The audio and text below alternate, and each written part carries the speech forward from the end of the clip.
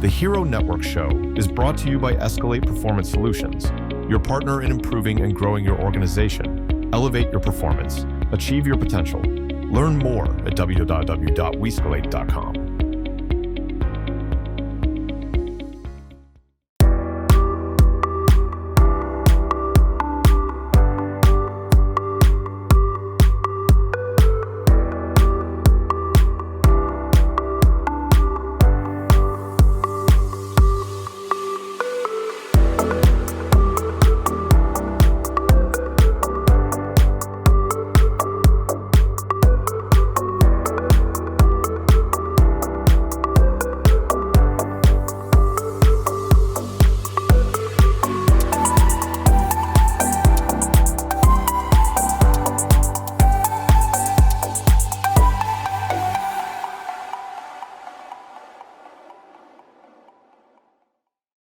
Hello, Houston, and hello, world. This is Vicky Cruz with my co-host, Victor Escalante. And so for today's segment, we have our very own Houston Fire Chief, Mr. Thomas Munoz.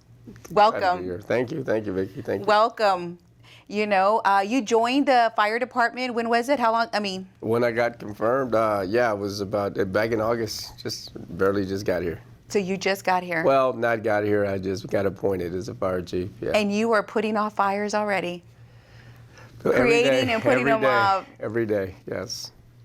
No, that's great. So we were talking earlier, we were just here just kind of talking about his background, and I'd like him to share that with you all, a little bit about who you are, where you come from. You talked about coming from the Valley. Yeah, I grew up in the Rio Grande Valley up in Far, Texas, which is a lot of people aren't familiar, but it's near McAllen, Texas, so it's right in that area. So yeah, it's about 6 hours from here if anybody doesn't know, but yeah, near South Padre area, that type of stuff. Okay, so then you said what brought you to Houston was? Yeah, the University of Houston. I decided to come to University of Houston, got accepted, and now here I am, right? Yeah. So now here you are. No, that's great. Well, no, we welcome you. And so I know Victor, you have any questions? Because he's always full of questions. Go ahead, Victor's ready to go. Yeah. So tell us, Chief, what prompted you to come out of retirement to take this position? So let me just give a quick synopsis of my career, right? I started with Houston back in '93. Then retired after 24 years, took the job as a Homeland Director in the city of Texas City. And then I was there 5 years, and the opportunity came back to be the Deputy Director of Homeland, as well as the Emergency Management Coordinator. So I did that, and then of course the new administration, and little did I know that, the mayor was gonna appoint me, and it's, love working for the mayor, Whitmire, and so now, here. So I never officially retired. I just went on to a different career path. Wow. Right?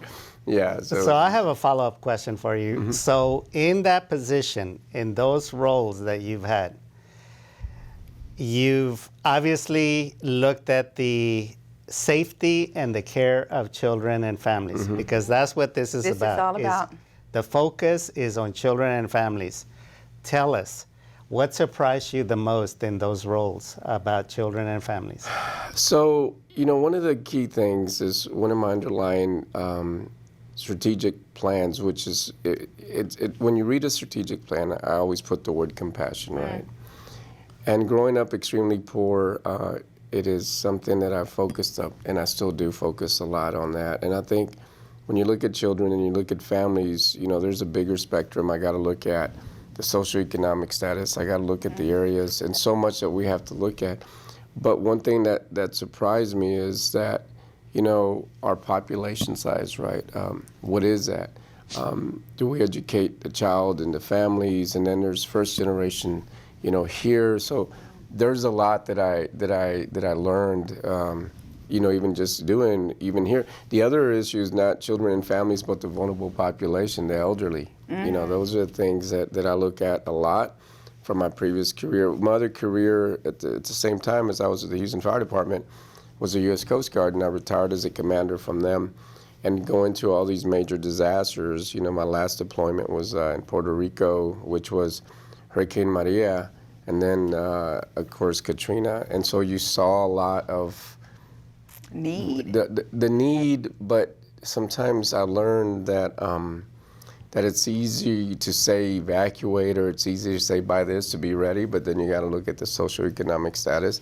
I've been very blessed that I was appointed by the White House and the FEMA administrator to be part of the National Advisory Council, and that's one of the key things we focus on. It's a lot easier to say, but it's harder to do in some scenarios. So that, growing up extremely poor in government housing, makes me understand that, right? That it's not just as easy as, okay, we'll just leave, get money from the bank and we move on. So those are the things that are my driving force in everything I do. Absolutely. Thank you. Yeah. Thank you, Chief. Un abrazo. Yeah, thank you. So join us for our next episode. We have so much impact for you, and we just cannot wait to share the resources, to share education, most importantly, the hope that together, Houston, we are strong. And Houston, we can do anything. We've done it, we've proven it. Let's just continue to just be someone. Thank you for watching the Hero Network. This episode was brought to you by Escalate Performance Solutions, your partner in growth and success. To find out how we can help elevate your organization, visit us at weescalate.com.